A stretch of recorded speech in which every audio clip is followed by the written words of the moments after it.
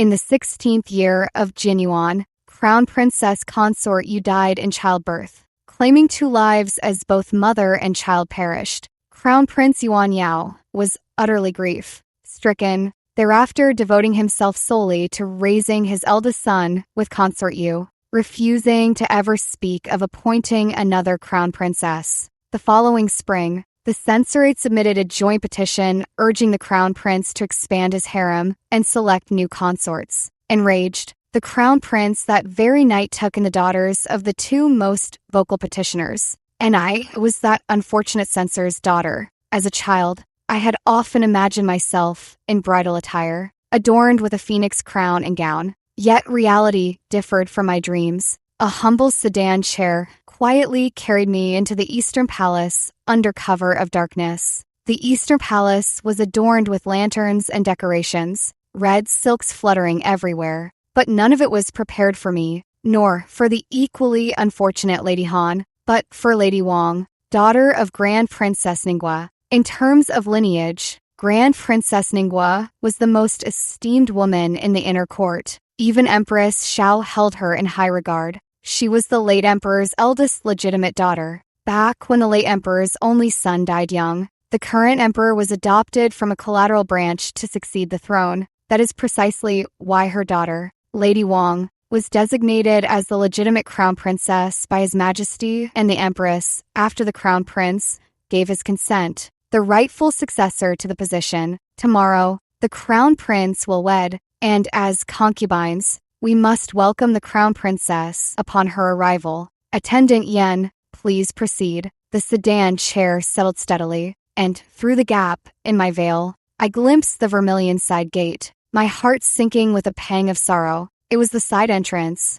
the one used for taking concubines. Once I stepped through, my entire life would be irrevocably bound to this stranger. I simply couldn't move my legs. At this moment, I missed home intensely. Just yesterday, I was still joyfully at my parents' side, yet today, clad in wedding robes, I've become the most insignificant figure in the depths of the palace. Before leaving home, my mother had specifically warned me not to look back. It was considered unlucky. I let out a long, silent sigh within my heart. What a preposterous decision, yet it has condemned my entire future. Attendant Yen, please proceed. The eunuch's tone carried a hint of impatience. I stepped inside, my heart heavy with each step. The place I called home was Mingwei Pavilion, tucked away in the most remote corner of the Eastern Palace. It wasn't anyone's fault. My family lacked prominence, and my rank was low. Among the first consort, second consort,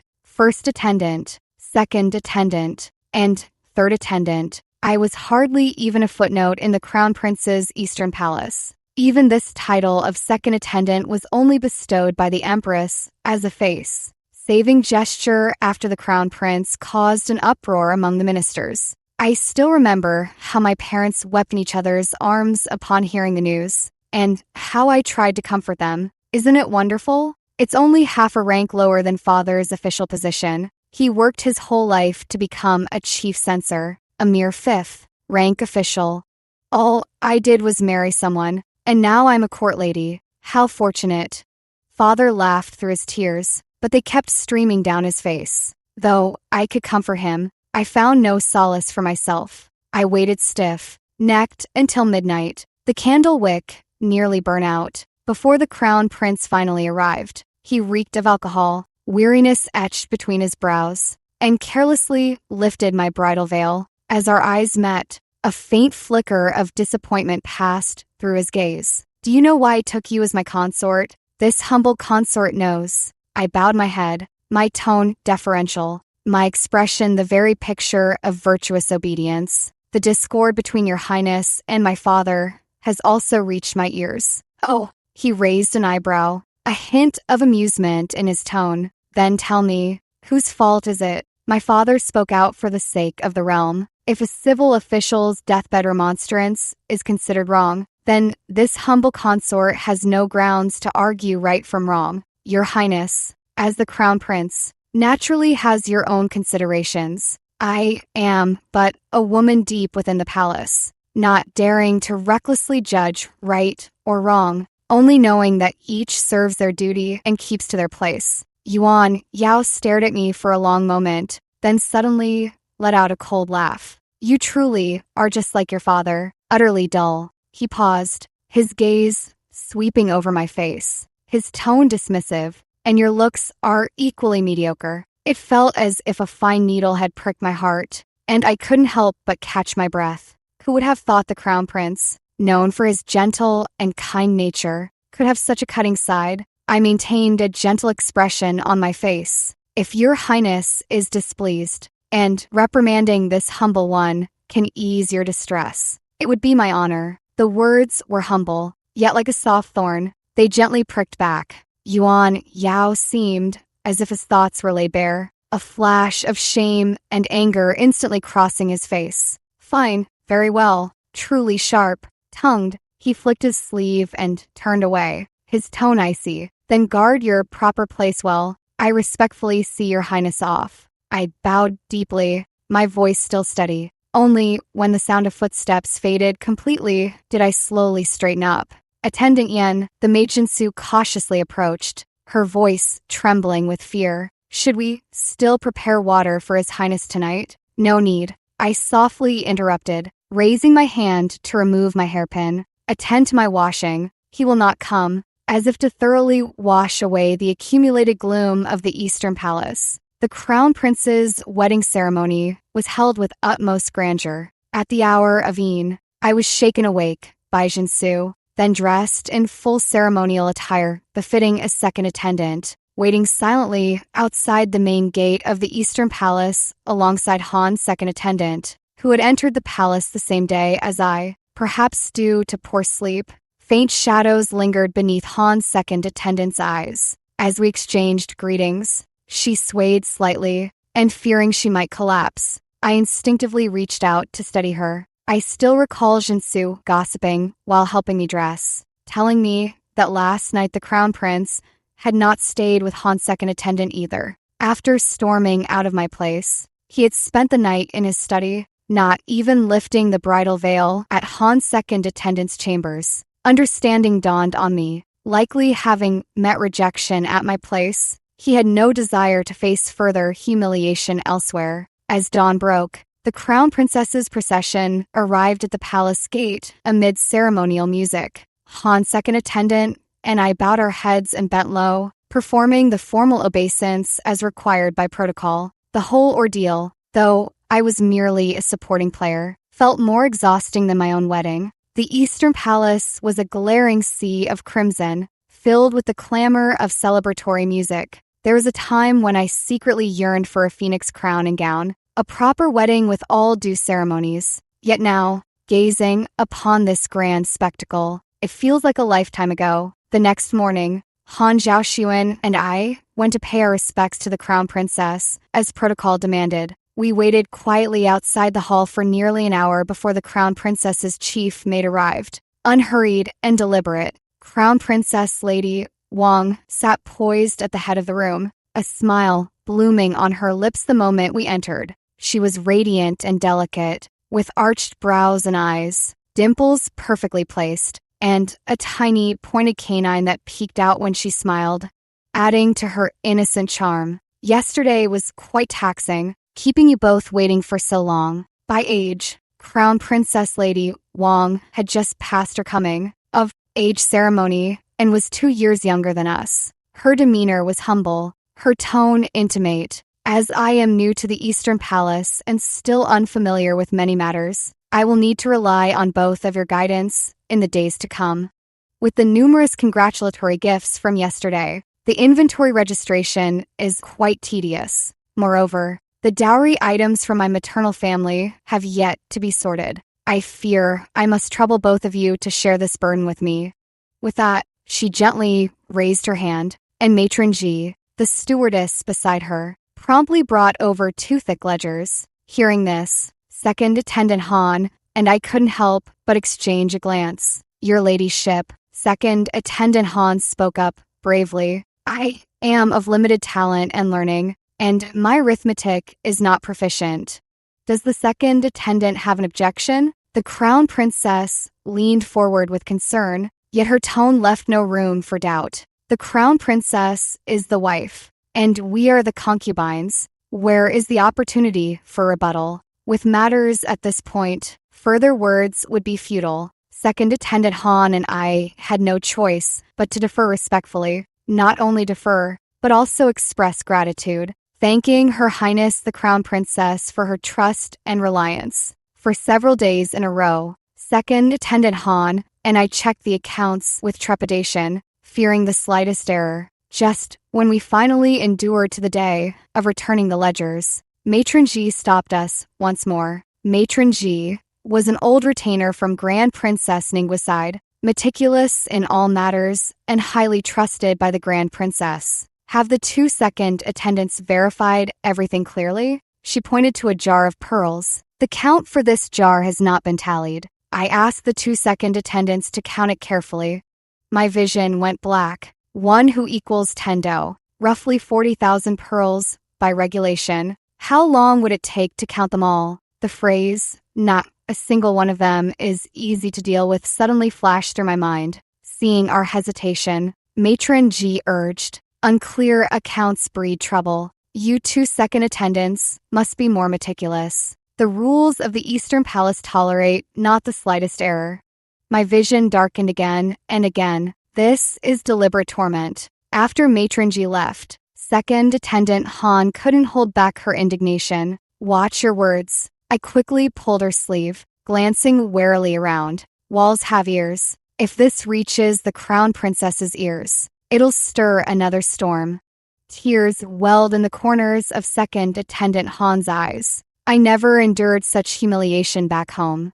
I sighed inwardly. By the time we finally tallied those 4,025 pearls, Second Attendant Han and I were nearly spent. Our exchanged glances held the mutual understanding of survivors, and we nearly broke down weeping in each other's arms. When reporting back to the Crown Princess, she still sat upright in the seat of honor, wearing an impeccably affable smile, her tone cloyingly sweet. You 2 sisters have worked so hard.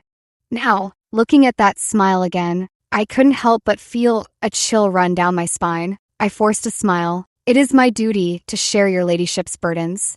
After another round of polite exchanges, the Crown Princess mercifully refrained from further torment and magnanimously waved us away. Only then did I finally let out a sigh of relief. Once outside the hall, Second Attendant Han turned back and glared furiously at the tightly shut doors, her voice a low, angry hiss. Just wait, this is far from over.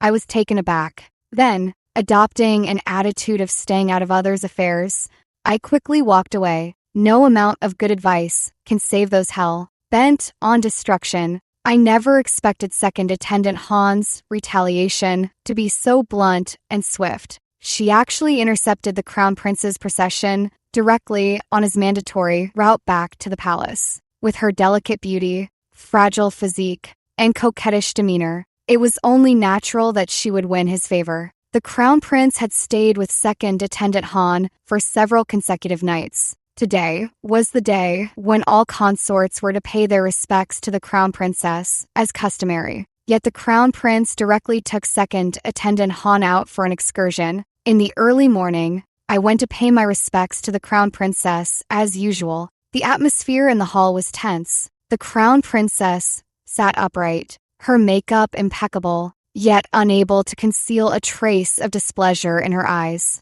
Upon my arrival, she directed all her discontent, both overt and covert, toward me. You and Lady Han entered the palace on the same day, both personally selected by His Highness. She toyed with her teacup, her tone casual. How is it that Second Attendant Han can still capture His Highness's attention, while you have yet to earn even a fraction of his favor? I sat below her, unnerved by her stare, feeling as if the seat had inexplicably sprouted countless nails. I bowed my head deeply. This humble consort is of ordinary talent and plain appearance, not daring to compare with your ladyship or Second Attendant Han, much less disturb His Highness's peace. Hearing this, the Crown Princess seemed to recall something, the corner of her lips curling almost imperceptibly. She was naturally pleased to see it so. With my average looks, knowing my place, and having displeased the crown prince on our wedding night, I was clearly no match for her. Even so, the crown princess still had to maintain the dignified magnanimity befitting his principal wife. Your highness has few heirs. Attendant Yen, bearing children to continue the lineage is your duty. You must apply yourself diligently. Yes, of course, I responded repeatedly. The crown prince had only one son, Yuan Yen, aged 5, left by his late principal wife consort Yu. Long before the crown prince's current marriage, Yuan Yen had been taken into the palace to be raised personally by the empress. Compared to the other princes, who had numerous children, the Eastern Palace felt particularly quiet and lonely. Since the crown princess had reminded me I had to at least keep up appearances, every morning, I went personally to the small kitchen to slowly simmer a pot of Cotinopsis chicken soup over a gentle flame, then had it delivered to the crown prince's study late each night. On the first day, eunuch Jean, the crown prince's regular attendant, accepted it, but from the second day onward, the soup was returned untouched. This continued for 3 days in a row. The next day, during morning greetings, I deliberately wore a sorrowful expression and complained to the crown princess. A flicker of embarrassment crossed her face before her smile deepened, and she patted my hand affectionately to console me. Enough. Your intention is what matters. His Highness is busy with state affairs. Your thoughtfulness alone is sufficient. She clearly did not share him with anyone, yet she forced herself to suppress her jealousy and feign magnanimity. What a hypocrite, though I thought it. My expression gave nothing away. Clutching my handkerchief, I forced out a few tears. From then on, my reputation as an unfavored consort was openly acknowledged, and no one urged me to compete for a favor anymore. Watching the crown princess and second attendant Han divide the Eastern Palace between them, I hid away in Mingwei Pavilion, enjoying my leisure. With the title of 6th rank second attendant, no one in the Eastern Palace dared to slight me. One day, I'd send Jinsu to the library for some storybooks and unofficial histories. The next, I'd go to the kitchen for freshly made candied fruits. Aside from being away from my parents, my life couldn't have been more perfect. But perhaps I overcorrected, maybe from eating too many sweets. Not long after arriving, I developed cavities and ended up chewing through quite a bit of pepperwood. That day, Jinsu returned from outside, stared at my slightly plump cheeks, and suddenly whispered, "Attendant Han is pregnant and has just been promoted to first attendant." My fingers, holding the candied fruit, paused. What about the crown princess's side? After hearing the news, she smashed 2 sets of roux kiln teacups. Jinsu's voice dropped even lower. My vision went dark. It's over. The peaceful days are at an end. With only 3 consorts in the Eastern Palace, it's just as the saying goes, 3 women make a drama. No sooner does one finish her act than another takes the stage. Attendant Yen, don't you agree? Isn't that the truth? Attendant Yen, I could feel a throbbing pain at my temples. On one side, there's the highly esteemed crown princess. On the other, the newly promoted attendant Han, pregnant with the imperial heir. A higher rank can crush a person to death. I dare not offend either. Yes, your ladyship speaks wisely, I murmured in agreement. First attendant speaks truly. After a period of verbal sparring between the crown princess and attendant Han, they grew weary of my evasive diplomacy and each withdrew to their quarters. Stepping outside, the warm afternoon sun bathed my figure, and I secretly sighed in relief, only to abruptly notice a tall figure in bright yellow robes, standing with hands clasped behind his back in a nearby pavilion. Uncertain how long he had been standing there or what he might have overheard, a chill ran through me. I quickly resumed my dignified demeanor and hurried forward. Your servant pays respects to your highness, the crown prince. He did not immediately bid me rise, instead fixing me with a scrutinizing gaze. After a long pause, he finally spoke. It seems I underestimated you. Quick, witted and diplomatic, capable of bewildering both the crown princess and Lady Han with mere words.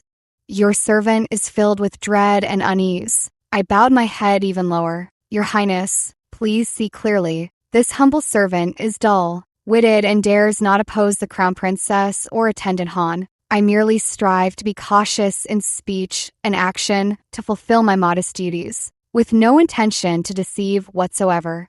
Dull, witted, Yuan Yao sneered coldly. Such a sharp tongue. With that, he turned away once more, his sleeves sweeping dismissively. Only, when his figure had completely vanished from sight, did I slowly straighten up. Second attendant, Jinsu asked worriedly, supporting my arm. It's nothing. I smiled and waved my hand. Back at Mingwei Pavilion, as Jinsu poured tea for me, she finally couldn't hold back her long-held question. Second attendant, this humble servant is foolish. Why have you never tried to win your Highness's favor like attendant Han? Why do you only keep to your quiet corner? I took the teacup, feeling its warmth against my fingertips, and couldn't help but smile faintly. Jinsu, you're mistaken, I said softly. Look at this tea. It was a tribute from the regions to the sovereign. Your Highness is not just my husband to me, but the crown prince of this nation. I am both one of his many consorts and one of his countless subjects.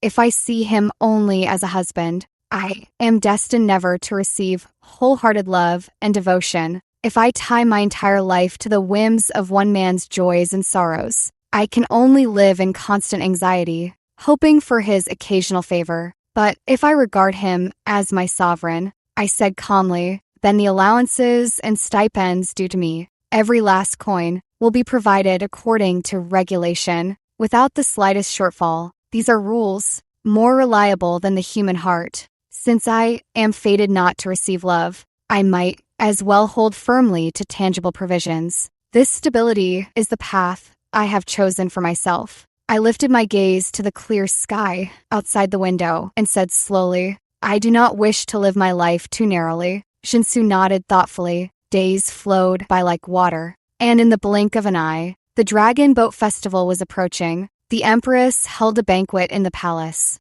specially inviting relatives from the capital to celebrate together. Attendant Han was now 2 months pregnant, her conditions still unstable. The Crown Prince specially permitted her to remain in the Eastern Palace to rest, taking only the Crown Princess and me to the banquet. The palace was exceptionally lively today. Your Majesty's descendants were flourishing. There were over a dozen princes alone, and the generation of imperial grandsons filled the hall. The Empress's hall was soon filled with bustling figures and lively chatter, creating an impenetrable crowd. After paying respects to the Empress, the Crown Princess went to speak with her mother, Grand Princess Ningguo. Glancing around and recognizing no one, I quietly followed behind the Empress. After all, she is my proper mother-in-law. Surely she wouldn't make things difficult for me. As the crowd gradually dispersed, the Empress finally noticed me waiting silently behind her. Her gaze lingered on me for a moment, carrying an indescribable complexity in her eyes. Then, she took a gold filigree bracelet from her jewelry box and slipped it onto my wrist, saying gently, Good child, from the moment I saw you, I knew you were a sensible and well-mannered girl. I stared at the thick gold bracelet, the smile on my lips deepening. Serving the Empress Mother is this humble consort's duty. As the banquet began, I finally caught sight of Imperial grandson Yuan Yan, who had been raised by the Empress's side. The wet nurse led him forward to pay respects, but the little one kept a stern face, his eyes warily scanning the Crown Princess and me before he properly bowed. Mother consort, Lady Yan. His brow indeed bore some resemblance to the Crown Prince, carrying a hint of stubbornness, but more likely, he took after the late Crown Princess consort Yu, whom I had never met. I had never seen the late Crown Princess consort Yu, but the current Crown Princess had. Sure enough, the Crown Princess looked displeased and urged the wet nurse to take the imperial grandson away. After 3 rounds of drinks, a child's loud cry suddenly came from the rear hall. What happened? The Empress frowned and asked. A palace maid hurriedly reported. The young imperial grandson accidentally tripped the air of Prince Zhao while playing. Hearing this, Princess Zhao's face changed, and she rushed to the rear hall. Soon, the Empress and Crown Princess rose one after another. With all the noble ladies gone, as a low-ranking consort, I had no choice but to set down my chopsticks and hurry after the crowd. When I arrived, I saw Princess Zhao cradling the air in her arms and ruffling his hair. As the stepmother, the Crown Princess felt embarrassed for not keeping a better eye on the child, and her tone turned reproachful. Yuan Yan, how could you bully your younger brother? I did not.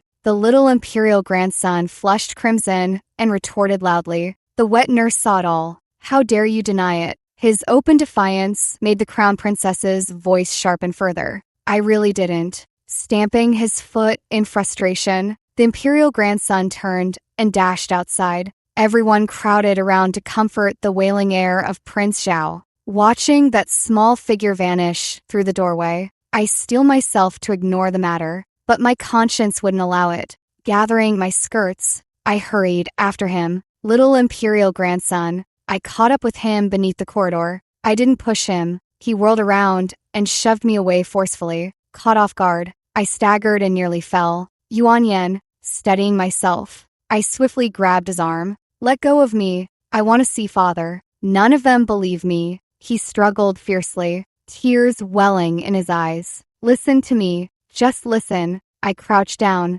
meeting his gaze at eye level, and softened my tone. I am Attendant Yan, your father's consort. We met this morning, remember?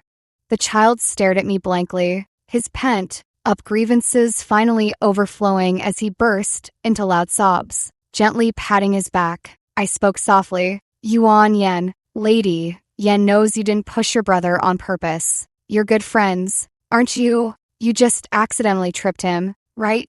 Yes. None of them believe me. And that woman, she doesn't believe me either. He sobbed. His little face flushed red. Lady Yen believes you. But look, your brother really got hurt, didn't he? Whether it was an accident or not. Since he was hurt, we should apologize. That way he'll feel better, and you can still play together, okay? Yuan Yan lifted his tearful eyes and asked hesitantly, Really? Really? How will we know if we don't try? Let's go now, okay?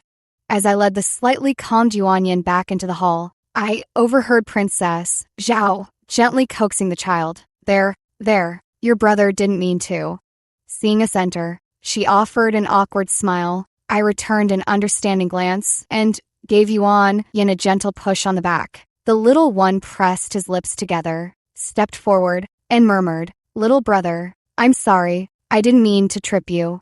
Before the words not good could escape his lips, Princess Zhao swiftly covered the little heir's mouth, then smiled at me somewhat awkwardly. Children's words bear no harm. Children's words bear no harm. I smiled to smooth things over, and hurriedly led Yuan Yan out. Unexpectedly, upon turning around, we came face to face with the Empress and Crown Prince, who had rushed over upon hearing the news. The Empress's gaze held approval, while the Crown Prince's look at me held not just some embarrassment, but also seemed to carry indescribable complexity. After the Dragon Boat Festival Palace banquet incident, whispers gradually spread about the imperial grandson being somewhat spoiled and willful. To uphold the family's discipline, the Crown Prince brought Yuan Yan back to the Eastern Palace. However, the Crown Prince was occupied with state affairs and not always present in the residence. By protocol, the imperial grandson should have been raised under the Crown Princess's care, but this little lord turned the main courtyard upside down on his very first day. The Crown Princess, plagued by headaches from his antics, claimed illness daily and insisted on rest. One afternoon, as I lounged comfortably on the daybed for a nap, faint rustling sounds came from outside the window, followed by gentle taps on the lattice. Lady Yen, I pushed open the window to find a small figure crouched beneath it. Looking up at me, it was the imperial grandson, Yuan Yan. His little face was smudged with dirt, and it was unclear how long he had been squatting there. What are you doing here? I quickly pulled him inside, dusted off his clothes, and asked, Where's your nurse? He didn't answer, only tugged at my sleeve and whispered, Lady Yen, father is away. May I stay with you? My heart softened, and I agreed. This child truly seems to have taken a liking to me. He eats and sleeps well here without fuss. And even when the crown prince returned, he never mentioned taking the imperial grandson away, only ordering all the child's belongings to be moved here. The crown princess, however, was not pleased. Her attitude toward raising the imperial grandson was rather nuanced. She neither wished to raise him herself, nor wanted the merit of nurturing the eldest imperial grandson to fall to another. Thus, during my greetings, I couldn't avoid a few subtly sour remarks. After spending so much time together, I've long figured out her temperament. The moment she started, I'd clutch my chest in a pained manner. Your servant's heart aches terribly today. I fear I lack the strength to care for the imperial grandson. Perhaps your ladyship. Hearing this, the crown princess stiffened, terrified I might toss this hot potato back to her. Frightened, she hastily summoned the imperial physician to examine me and never brought up child. Rearing again, ever since Yen moved into Mingwei Pavilion, the crown prince's visits here have noticeably increased, from once being a rare sight in 3 months to now dropping by almost every few days. As the daughter of a censor, I too possess some literary cultivation. As the imperial grandson approached the age of enlightenment, I assumed this teaching responsibility without hesitation. After court sessions, the crown prince would occasionally join me in instructing the imperial grandson. He would sometimes sit silently nearby, perusing scrolls, occasionally lifting his gaze to sweep over me and the babbling child. Sunlight slanted through the window lattice, unexpectedly sketching a scene of almost ordinary domestic tranquility. One afternoon, having just coaxed Yen to finish a small bowl of golden, brewed chicken soup, I noticed one portion remained and recalled the crown prince was still managing affairs in his study without having dined. After brief consideration, waste felt improper. I decided to bring the gift where it belonged and personally carried it over. The study was utterly silent. Entering softly with the soup bowl, I found him leaning back in his chair dozing, his brow unusually relaxed. I hesitated whether to retreat quietly when he seemed to sense something and slowly open his eyes. Our gazes met, and both of us froze in surprise. He was bleary, not as clear and detached as usual. I stood frozen in place, holding the soup bowl, unsure whether to advance or retreat. Being this close, I could see his features more clearly. Empress Xiao was once peerless in beauty throughout the capital, and Your Highness inherited her elegant bone structure,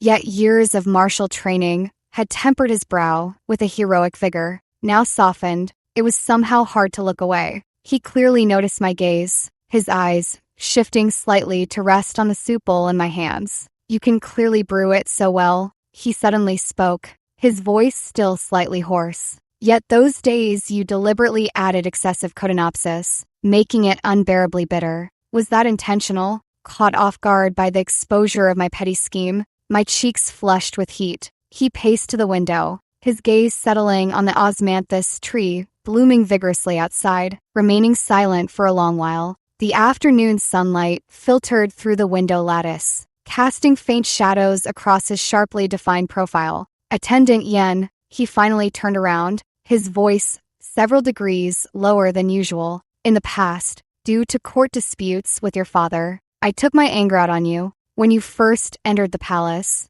my words were often harsh, and I even mocked you. He paused, as if carefully choosing his words. In recent days, observing as an outsider, I have witnessed your devoted care in raising Yen and your wise, gracious manner in dealing with others. Only now do I realize my initial judgment was narrow-minded, blinded by preconceptions. He took a step forward, his tone unprecedentedly solemn. Those words were my indiscretion. Please do not take them to heart. I stood frozen in place, almost doubting my own ears. The crown prince, His Highness, actually apologized to me. My heart was filled with a tumult of emotions, and it took me a long moment to find my voice. Your Highness speaks too gravely. In those past matters, I too was at fault. Now that I have received these words from Your Highness, I can only feel gratitude. He gave a slight nod, his gaze lingering on my face for a moment before slowly shifting away. The days slipped silently into the depths of winter, past the lesser fullness, and the Eastern Palace gradually became enveloped in a solemn atmosphere. The anniversary of the late Crown Princess consort Yu's passing was approaching. Every year at this time, Crown Prince Yuan Yao would personally visit the Hall of Ancestors to pay respects, casting a somber mood over the entire Eastern Palace. In the afternoon, I was tutoring Yuan Yan in the warm chamber, the charcoal brazier crackling softly as a bitter wind held outside the window. Suddenly, a sweet yet slightly abrupt woman's voice called from beyond the door. "Hey, Yan, come here." Yuan Yan looked up at the sound, his small face instantly lighting up with delight as he blurted out, "M.O." But the word there caught in his throat before it could fully form. His eyes dimmed abruptly, clearly recalling the reality of his mother's death. The child stood frozen in place, bewildered, instinctively turning to cast a pleading glance my way. Following the voice, I saw a young woman dressed in a plain moon, white velvet gown, standing by the doorway, smiling warmly at Yuan Yan. When I clearly saw her face, I couldn't help but pause slightly in surprise. Her brows and eyes bore a striking resemblance to Yuan Yan, about 70 to 80% alike. In a fleeting moment, one could even vaguely glimpse the shadow of the late, departed Crown Princess. First Attendant Yan, I am the Crown Princess's sister. Second Miss, you did not perform a formal greeting, merely tilting her chin toward me. I gave a slight nod in acknowledgement. Just then, the Crown Prince entered the warm chamber with steady steps. His gaze swept across the room, clearly noticing Second Miss Yu. His steps halted immediately, and for a moment, he seemed lost in thought. A sense of foreboding stirred within me. Yet, unexpectedly, the Crown Prince did not linger. He didn't even utter a word before turning to leave abruptly, so swiftly that Second Miss Yu had no chance to step forward and pay her respects. The atmosphere in the warm chamber grew tense and still, suppressing my unease. I gently explained, "Second Miss Yu, please understand. His Highness might have suddenly recalled urgent matters."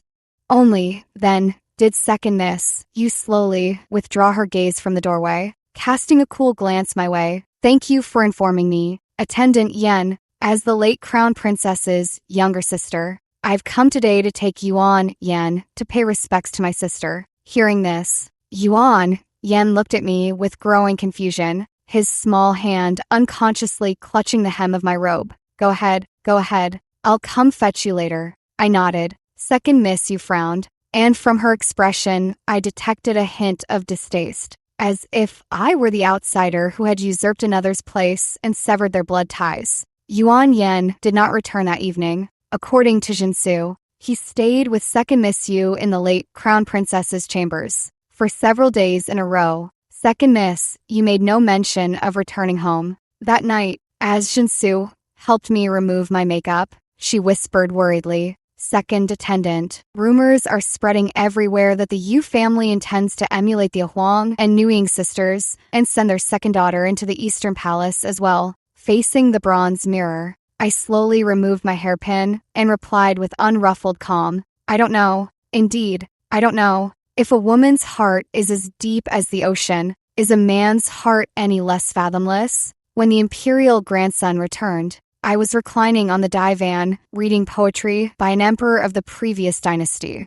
Flowers bright, moon dim, veiled in light mist. Tonight is perfect to go to my lover's side, barefoot on fragrant steps, holding golden, threaded shoes in hand, meeting south of the painted hall, clinging to him, trembling. It was hard for me to come out. "Please love me freely tonight."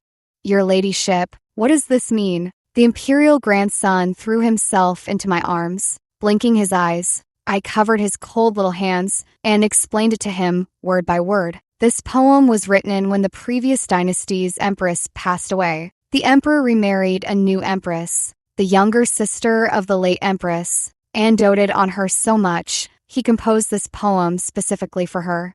Like Auntie? The imperial grandson looked even more puzzled. "Will father marry Annie then?"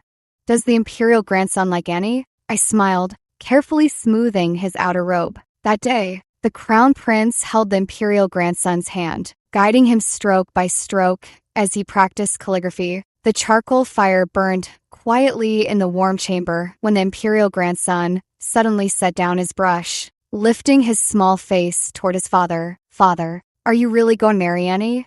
I was lowering my gaze to grind ink when, upon hearing this, my wrist almost imperceptibly stilled. Ahem. The crown prince was caught off guard by the question, coughing awkwardly a few times, his eyes darting swiftly in my direction. "Who told you such things?" He steadied his voice. "Many people in the palace say so," the imperial grandson answered earnestly. "They are deceiving you." Seeing that I kept my eyes forward, the crown prince withdrew his gaze and firmly denied it. "Why?" The child's stubbornness flared, his voice trembling with tears. "I want Auntie. I don't want Lady Wong, and I don't want Lady Yen. My mother is already gone. None of them are my mother. Only Auntie is my blood relative." He grew more agitated as he spoke, nearly shouting by the end. "How dare you? Who taught you to speak like that?" The crown prince's face darkened, his tone carrying unprecedented severity. The imperial grandson had never seen his father so enraged, his little face instantly turning pale with fright, utterly at a loss, before he burst into loud sobs. "Your Highness, please calm your anger." Seeing this, I immediately reached out and gently drew the trembling imperial grandson into my arms, soothing him softly. Then I looked up at the crown prince. "The imperial grandson is still young and doesn't understand. You'll frighten him like this."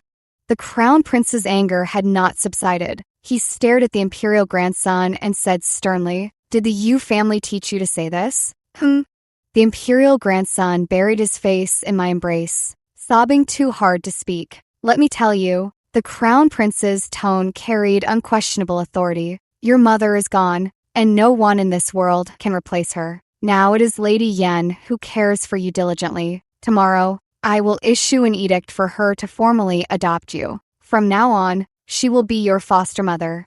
But remember, no one can take your birth mother's place. Even if the Yu family sends 10 or 100 young ladies into the palace, it will never be possible." The imperial grandson cried even more bitterly in my arms. I patted his back gently and sighed silently. The crown prince grew angrier the more he thought about it, and immediately sent second Miss Yu home with decisive severity, perhaps to appease the Yu family, or perhaps to completely sever their ambitions.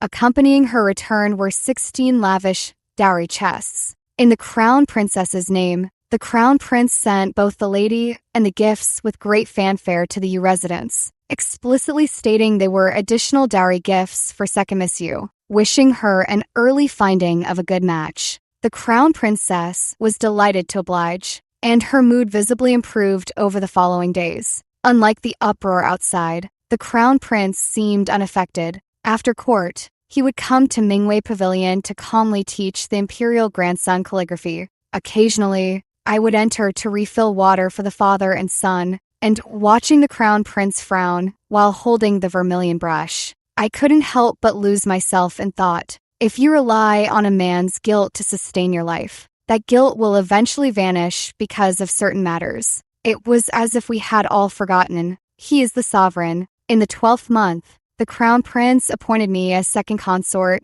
and formally granted me custody of Yuan Yen. As a second consort holding the 4th rank, I had jumped 2 levels above my previous position as second attendant, which quickly drew displeasure from both the crown princess and attendant Han. The crown princess was young and willful, so it was simply a matter of handling her with care. Attendant Han, like me, came from an unremarkable family and now held a lower rank, so she posed little threat. Thankfully, it just meant continuing to play the meek and harmless role. Time passed swiftly. On New Year's Eve, the palace hosted a banquet. As usual, I followed behind the empress, but this time, many more approached me to initiate conversation, noting how effortlessly I mingled with the noble ladies. Grand Princess Ningguo watched me for a long while before curving her lips into an inscrutable smile. Second consort Yen seems quite blessed by fortune.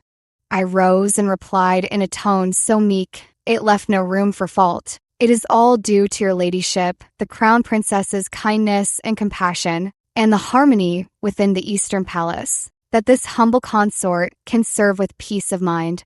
Little did I know that after the banquet concluded, Grand Princess Ningguo would gently tap her daughter's forehead and sigh with resignation. You, my dear, have been thoroughly spoiled by us. That Lady Yen, who seems quiet and unassuming, is actually a master at playing the fool to catch the tiger. Now she not only has the favor of the Empress and the Crown Prince, rising swiftly to a high position, but she also firmly holds the imperial grandson as her trump card. What do you have? Aside from the title of Crown Princess, what else remains? First consort Yen isn't favored. The Crown Prince doesn't like her. He won't even drink the soup she sends over, the Crown Princess said, blinking in confusion, seeing her daughter still somewhat bewildered. Grand Princess Ningguo sighed. Retreating to advance is still advancing. Dripping water wears through stone. It's the most silent yet powerful force. Do not underestimate her any longer. For now,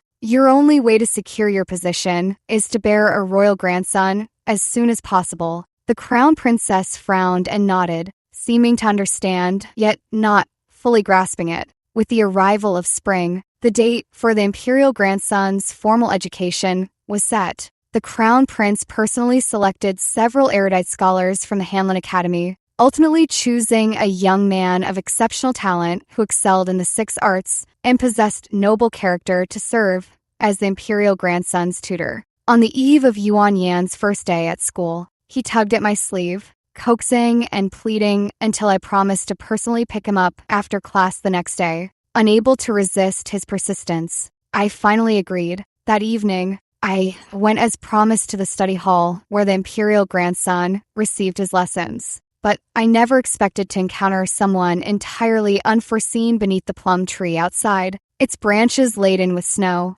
The man turned at the sound, his posture straight as a pine, his features refined and gentle. Upon seeing me, he cupped his hands in formal greeting, his voice clear and warm. Your humble servant Zhao Tingyi pays his respects to second consort Yen, gazing at those familiar eyes I hadn't seen in years. I stood frozen in place. Zhao Tingyi was the son of my father's fellow imperial examination graduate. In our childhood, our families were close, and the adults often jested about arranging a marriage between us. I remembered that gentle youth, standing beneath the plum tree in our courtyard, stammering as he told me he would come to marry me once he entered the Hanlin Academy. Those childhood days were filled with laughter and joy. We made sincere vows, never imagining they would be broken. Now, he had indeed joined the Hanlin Academy, but everything had changed beyond recognition. That night, I sat alone by the window,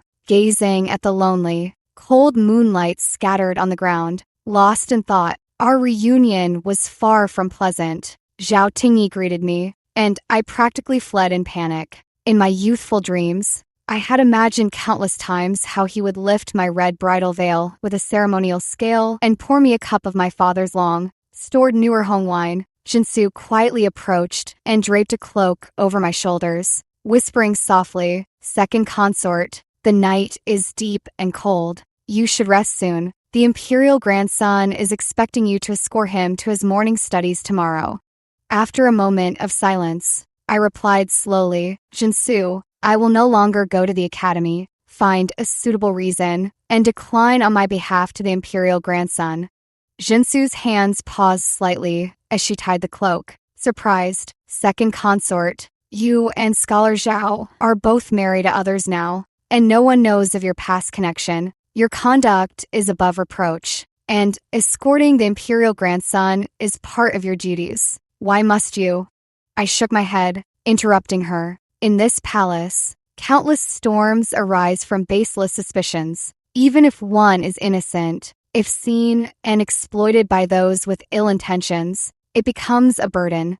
Currently holding the position of second consort to the crown prince and raising the imperial grandson, I am under the scrutiny of countless watchful eyes. Within these palace walls, there are untold numbers of hands eager to pull me down from my position. I cannot afford to give anyone a handle against me. Yet, despite my utmost caution, what was destined to come eventually arrived. Unavoidable. One day, a palace servant discovered a man's fan tassel beneath the bed in my chambers. Someone immediately pointed out that the intricate knotwork of the tassel closely resembled the style scholar Zhao typically used. The crown princess rushed to the scene upon hearing the news and, looking at the fan tassel, sighed with profound disappointment. Second consort Yen, I have always believed you to be proper and well-mannered, yet I never imagined you could be so foolish. Alas, even attendant Han, 8 months pregnant, hurried over with her belly cradled,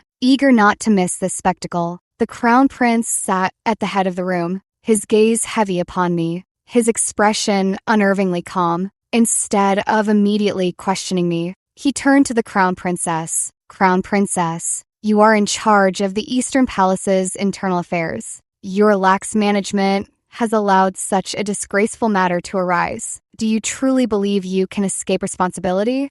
His voice trembled with barely suppressed rage. Control your people. If I hear even a whisper of gossip outside, I will purge every single troublemaker around you, from top to bottom. Then he turned to me, his gaze cold as ice, each word leaving no room for doubt. Second consort Yen is confined to Mingwei Pavilion. Remain obediently there until the truth comes to light. With that, he turned and stormed out once more. I slumped weakly to the floor. Second consort Yen, with all the books you've read, have you never studied rules for women or precepts for women? I looked up to see the crown princess tilting her chin high, her eyes mocking. In that moment, everything became clear. At the center of this whirlpool, whether to fight or yield was never my choice. Confined to my quarters, it felt as though I had returned to those solitary days of old. Eat, sleep, on a cold, rain-lashed night. As I reclined on the couch, reading, the door burst open and the crown prince staggered in, drenched and shivering, stumbling toward me. His black hair was slightly damp, and his brocade robe carried the chill of the night rain. I paused in surprise, immediately set down the book, and hurried forward to help him remove his soaked outer robe. The next moment, I tumbled into an embrace filled with the scent of wine. Yanlan, his voice was low and husky. Do you blame me? I stiffened slightly in his arms, unsure how to respond. I'm sorry, Yanlan. His arms tightened around me. I thought I could remain indifferent, but when traces of your past suddenly appeared before me, I realized I am far less magnanimous than I imagined. I cannot bear the thought that he once admired you, and that you may have once cherished feelings for him. The mere idea that you once held affection for another, perhaps even still harbor some lingering sentiment, drives me nearly mad with jealousy. It seems a place for you has long existed in my heart. I'm sorry, Yanlan, facing you, I feel I wrong consort you, avoiding you, I wrong myself. The rain pattered softly, and the candlelight flickered. This unprecedented honesty of his felt like someone gently plucking the strings of my heart. The subtle affections that had quietly grown in our daily interactions, the stirrings I dared not dwell upon, were now laid bare in his scorching embrace. Slowly raising my hands, I finally returned his embrace gently. Your Highness, my person and my heart now belong entirely to you. The crown princess was only half right when she spoke. Books indeed hold both beauties and riches, but books also say that to make a man utterly succumb to your charms, one need only create distance, influence subtly, and show submission. The crown prince ordered a strict investigation into the fan pendant incident, throwing the entire Eastern Palace into a state of high alert.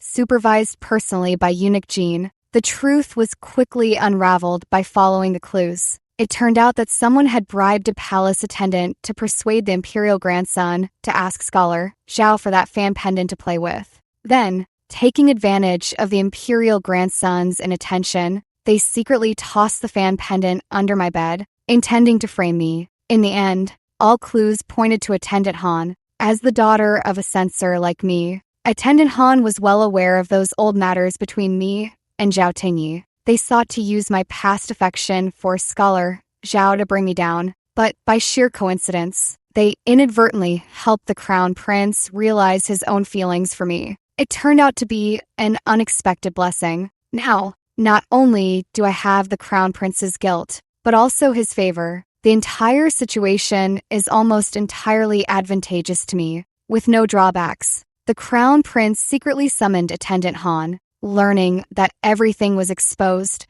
Attendant Han turned deathly pale and trembled like a leaf in the wind, tears streaming down her face. She cried out in agitation, "Why? Why does she get to become a second consort and raise the imperial grandson without lifting a finger? I carry the crown prince's child, yet I remain merely a first attendant.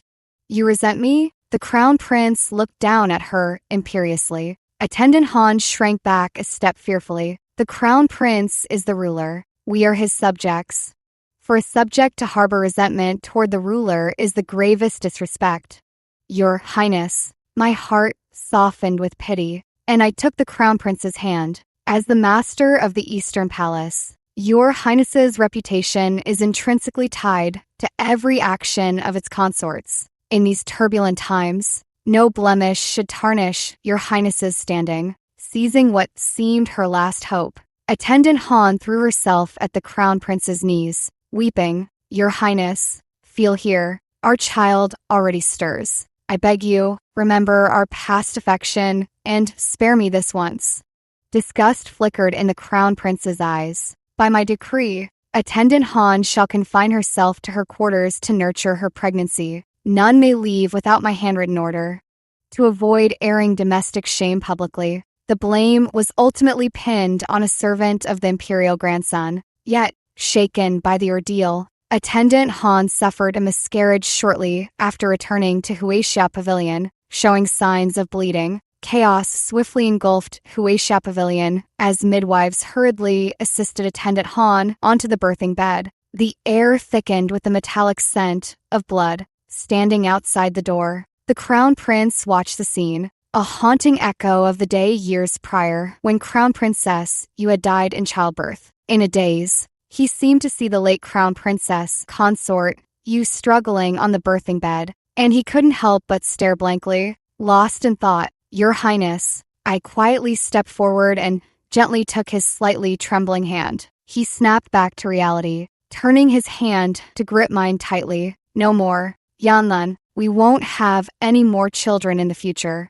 Attendant Han's labor was exceptionally perilous, lasting from afternoon until deep into the night, yet the child still hadn't been delivered successfully. The midwives were at their wits' end, and could only come out sweating profusely to report, Your Highness, first attendant is exhausted. The fetal position seems abnormal. We must request Imperial Physician Li from the Imperial Medical Bureau, who specializes in gynecology, to assist. Perhaps there is still a glimmer of hope. Preposterous. Before the crown prince could speak, the crown princess, who had rushed over upon hearing the news, immediately objected sharply. The delivery room is a place of bloodshed. It is already a great taboo for men to enter, let alone an imperial physician. This is an ancestral rule that must not be violated. Do you wish to bring your Highness condemnation from the entire realm? Hearing this, the crown prince showed hesitation. Inside the delivery room,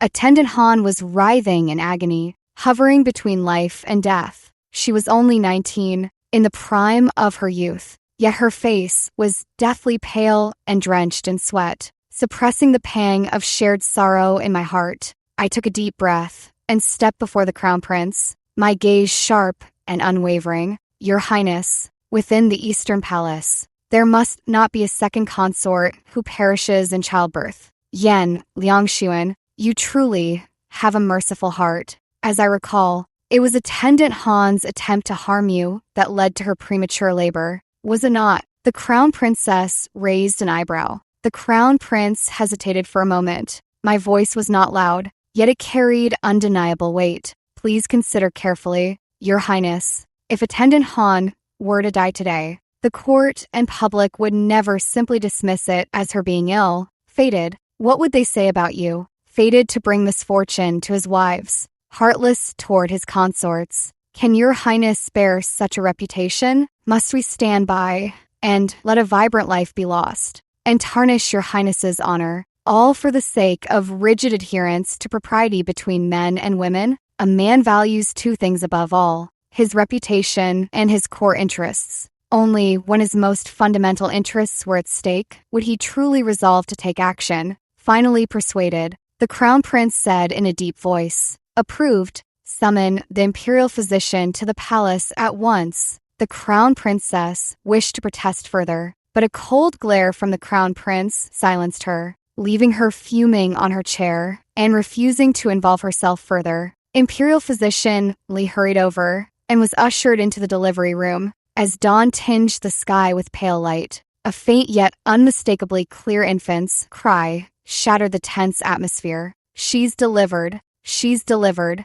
It's a little princess," the midwife announced joyfully. Hearing this, the crown prince's anxiously suspended heart finally settled, and he collapsed weakly into the armchair behind him. "Your Highness," I gently patted his shoulder. He clasped my hand in return, his eyes filled with regret. "If only Cheong went back then." "Your Highness, where does that leave me?" The crown princess frowned upon hearing this. The crown prince ultimately let out a long sigh. I felt a solemn reverence within. Unlike the crown princess, the crown prince's words did not stir the slightest jealousy in me. On the contrary, I felt deeply moved. All my emotions stemmed from one woman's admiration and pity for another. Whether it was Crown Princess Yu or Attendant Han, bound by rigid gender norms, they even had to sacrifice their lives. Afterward, I personally escorted Imperial Physician Li out and respectfully bowed to him. Imperial Physician Li quickly studied me,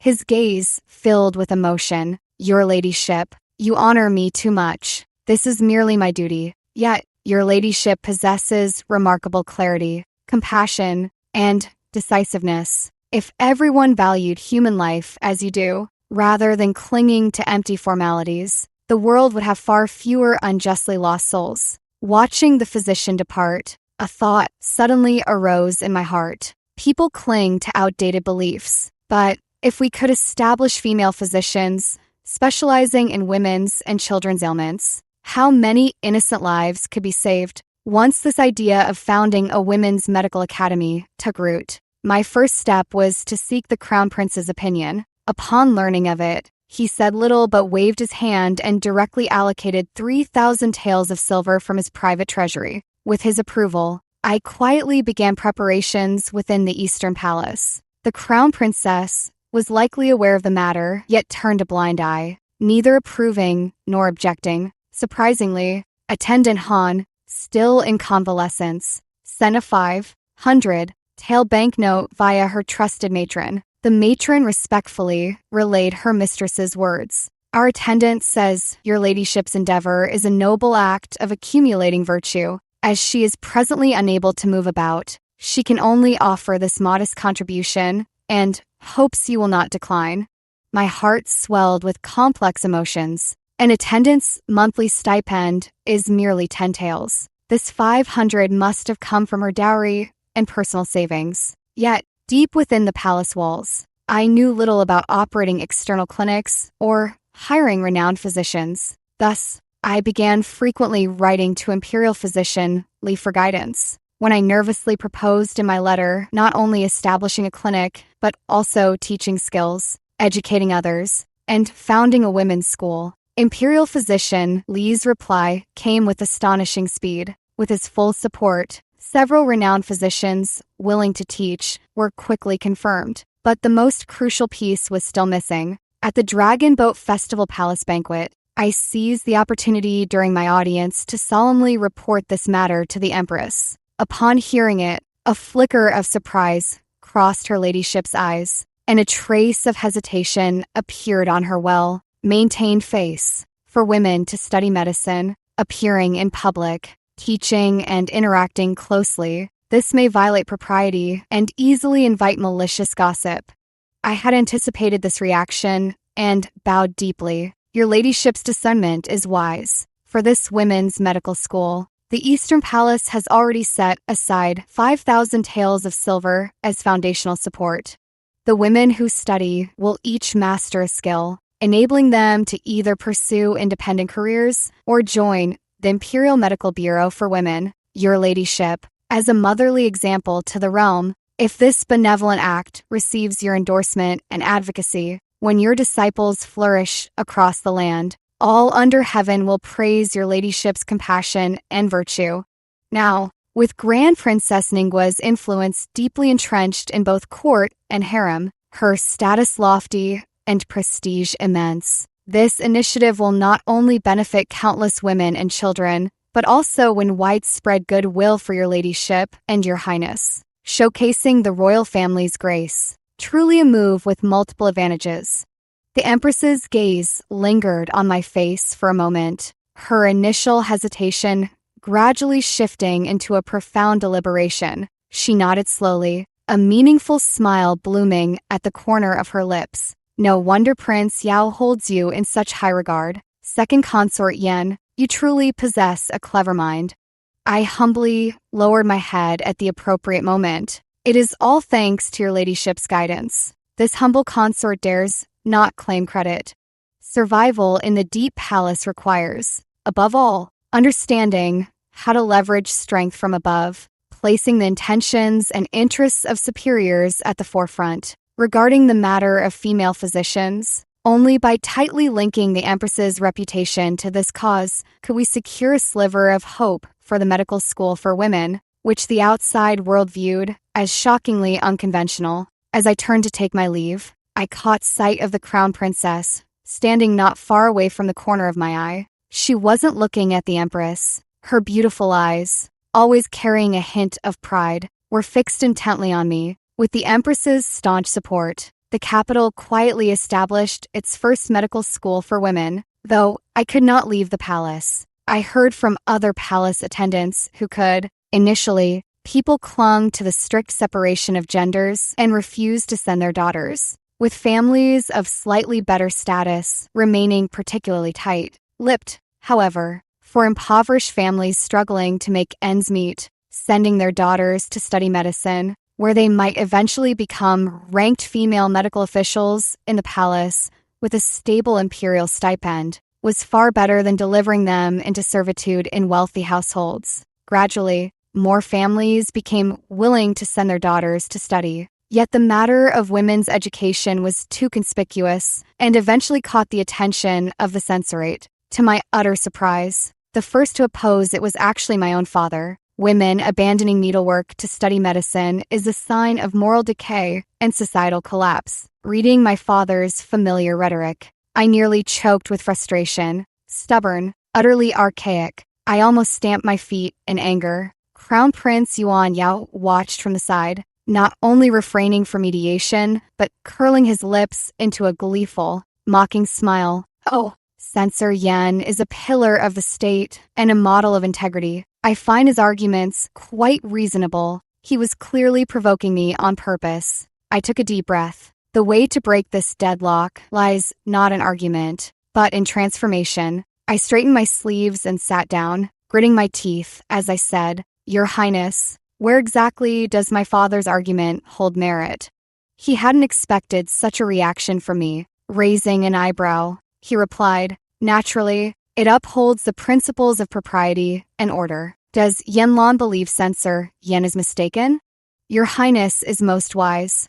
I nodded slightly, then shifted the tone. "My father has adhered to ritual propriety all his life. His devotion is unquestionable. However, Your Majesty and Her Ladyship the Empress, as mother and model to the realm, show benevolence to all people. Their original intent in establishing the Women's Academy was to alleviate the suffering of imperial consorts and princesses in the palace, and to offer a path of survival for impoverished women across the land. This is a benevolent policy of the royal house, and a manifestation of Your Majesty's grace." I continued, "What my father upholds is the minor propriety of scholar, officials, while what Your Majesty and Her Ladyship promote is the greater benevolence that benefits all living beings. If we cling stubbornly to the hollow formality of distinctions between men and women, blocking thousands of women from seeking survival and serving the royal house, would that not be putting the cart before the horse, and contrary to the true meaning of benevolence as taught by the sages? Moreover, I must speak gently. While my father's actions appear loyal and upright, they inadvertently cast doubt upon your majesty and your ladyship's benevolent governance, potentially chilling the hearts of those across the realm who yearn for imperial grace. As his daughter, I recognize his devotion, yet I fear his words and deeds may be exploited by those with ill intent, tarnishing your majesty and your ladyship's esteemed reputations. That would truly be losing the greater good for a minor gain. With these words, I skillfully reframed my father's attack from a debate on ritual propriety into a distinction between benevolent governance and pedantic obstinacy, drawing both the emperor and empress to my side. After hearing this, the playful glint in the crown prince's eyes vanished completely, replaced by deep contemplation. His knuckles lightly tapped the desk. After a long pause, he suddenly laughed. What a sharp tongue! If Censor Yen were to hear your grand talk of great benevolence and petty etiquette, I'm afraid he'd be fuming with rage. He rose to his feet, his tone now markedly different. This matter, I am aware of it. I knew he had taken it to heart. During the court assembly, the censors once again vehemently demanded the closure of women's schools. Yet, the crown prince effortlessly silenced the crowd with a skillful argument about greater benevolence and minor etiquette, deflecting their weighty claims with a light touch. Anyone who persists further is questioning the empress's decree and disregarding the emperor's grace. In the end, the turmoil concluded with the official approval of the women's medical school, greatly elevating the prestige of both the empress and the crown prince. As for me, my name had long faded from this silent battle. The world only knows that during the Jianyuan era, Empress Xiao and Crown Prince Yuan Yao vigorously promoted the system of female physicians.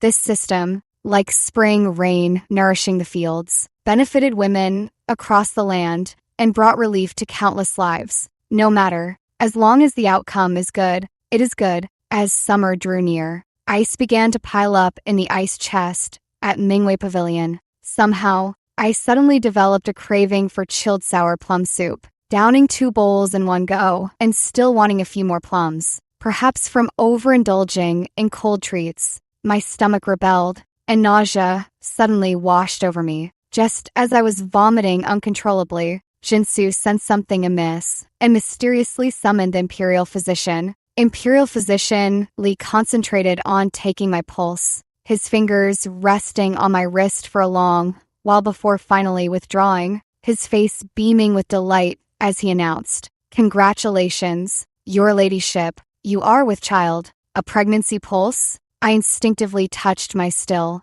flat abdomen, where a tiny life was truly growing. Upon learning the news, the crown prince was overjoyed and immediately reported the happy tidings to the palace. The emperor and empress were also greatly pleased, not only bestowing many treasures and silks, but also issuing an edict formally promoting me to first consort. The entire Eastern Palace was filled with an atmosphere of celebration. Yet, amid the clamor of congratulations, no one noticed that, in the main hall, the crown princess had shattered yet another set of teacups. Within a few days, the crown princess claimed illness and withdrew from public view. Grand Princess Ningguo naturally took up residence in the Eastern Palace under the pretext of attending to her. During one morning audience, the Grand Princess sat serenely to the side and, with a kindly smile, instructed Matron Ji to present a sandalwood box containing a jadeite bracelet. First Consort Yen is truly blessed. This bracelet was bestowed upon me by the late emperor during his reign. And now, I gift it to you, hoping you will safely bear heirs for the royal family. I feigned overwhelming gratitude as I accepted the bracelet, but upon returning to Mingwei Pavilion, I instructed Jinsu to store it away, placing it high on a shelf. From this day forward, all food and utensils brought into Mingwei Pavilion must be inspected by Imperial Physician Li without the slightest oversight. I gazed out the window at the turbulent sky, my hand gently resting on my still, flat abdomen. I am no longer alone. I must be cautious. Days passed peacefully, and under Jinsu's strict vigilance, Mingwei Pavilion became as secure as a fortress. During the Dragon Boat Festival, Yuan Yen eagerly learned from the palace servants how to wrap several dainty zongzi and presented them to me like a treasure, saying, "Lady Yen, please eat." Yenner wrapped them with his own hands. I was suffering from severe morning sickness and had no appetite for greasy, glutinous food, but seeing the sparkle in his eyes, I couldn't bear to refuse his kindness and reluctantly took a bite. That night, a sudden rush of warm fluids surged uncontrollably from beneath me. Jinsu. In an instant, it felt as though countless sharp blades were churning violently in my abdomen. Jinsu rushed over upon, hearing the commotion, pulled back the covers, and turned pale with shock. "Your ladyship, blood, you're bleeding." I lay limp on the bed, without even the strength to struggle. When I regained consciousness, the first thing I saw was the crown prince's livid face. A vein throbbed at his temple as he roared at the palace servants kneeling across the floor. "Investigate. Conduct a thorough investigation for me. Find out what caused this." Before his words faded, the imperial grandson's wet nurse suddenly stumbled and collapsed to the ground, wailing, "Your Highness, spare my life. Spare me." It was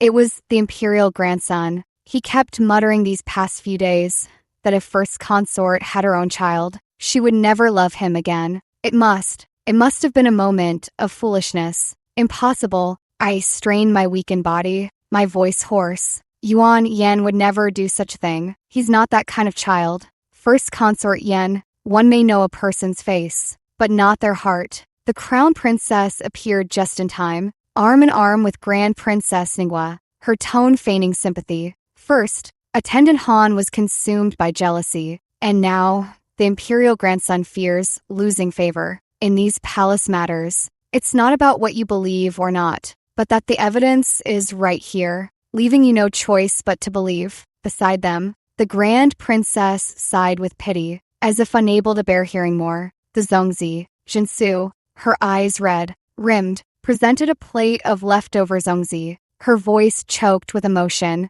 "All that your ladyship left uneaten that day is here." Looking at what nearly became the evidence that killed my child, my hands trembled uncontrollably. Imperial physician Li stepped forward, carefully inspecting with a silver needle, then breaking open a zongzi to sniff it. Moments later, his face paled, and he knelt to report, "Your Highness, these bamboo leaves have been steeped in a potent safflower infusion for a long time. Though the scent is masked by the rice and meat, the drug is extremely powerful. Excessive consumption would certainly cause a miscarriage. Fortunately, your ladyship ate little that day, sparing the royal heir by sheer luck." The crown prince's face turned ashen. "Guards, seize that rebellious son." Just then, a eunuch stumbled in frantically, crying out in panic, "Your Highness, terrible news. The imperial grandson has disappeared. Perhaps he fled out of guilt," remarked the crown princess meaningfully. "Turn the entire eastern palace upside down if you must, but find that rebellious son." The crown prince roared furiously. After everyone dispersed, I forced my weakened body to wait for news at Mingwei Pavilion. But what came instead was news that the emperor and empress were arriving at the eastern palace that night. My heart sank to the depths. This matter was absolutely not as simple as it seemed. I had Jinsu support me as I slowly made my way toward the main hall. The night wind was bleak, sweeping through the corridors and carrying a sigh straight to my ears. The imperial grandson, perhaps out of fear, hid inside a chest in the storeroom. Unnoticed, the palace staff on duty locked it. By the time they opened the chest, the imperial grandson had already stopped breathing. The inside was covered in bloody scratches from his nails. My vision went black. If not for Jinsu studying me, I would have collapsed on the spot. I pushed Jinsu aside and stumbled into the main hall, immediately seeing the emperor and empress seated solemnly with pained expressions. Grand Princess Ningguo stood below, dabbing her eyes with a handkerchief and lamenting, "Your Majesty, your ladyship, please accept this grief and preserve your sacred health." Who could have foreseen the child would take his own life out of guilt? Before she finished, I rushed to the crown prince's side, clutching his sleeve as tears flooded forth. "Your Highness, investigate. This must be investigated. My mind flooded with memories of Yen playing cheerfully in my embrace. And that day, he nestled close to me, whispering yet firmly, "I don't like Annie. I prefer Lady Yen." He was just a child. Years of daily companionship had made me regard him as my own. Yet now, because of Zhongzi he delivered, I nearly lost my unborn child, while he paid with his life to attack a shield with its own spear, using a child to sow discord between mother and son, then exploiting a mother's grief to utterly destroy her. What a vicious scheme. Bring forth all the palace servants who approached the treasury or handled the chests yesterday. Empress Xiao's voice was heavy with grief. The hall's atmosphere grew tense. The wet nurse, brought forward, turned ashen, and broke down before any torture was applied, her trembling finger pointing at the noble figure. It was the matron by Grand Princess Ninggua's side who ordered me. She gave me a pouch of gold leaves and told me to trick the imperial grandson into playing hide and seek by hiding in that chest. Preposterous. Do you know the consequences of falsely accusing imperial kin? Grand Princess Ningwa sneered. I am not falsely accusing. The wet nurse, as if clutching at her last hope, urgently exclaimed. The matron who came to me the day before yesterday was unfamiliar, so I kept my wits about me and noticed she had a crescent-shaped old burn scar on the back of her left hand. If your majesty and your ladyship doubt me, inspect the hands of all the matrons serving the Grand Princess at once to learn the truth. Before the words even faded,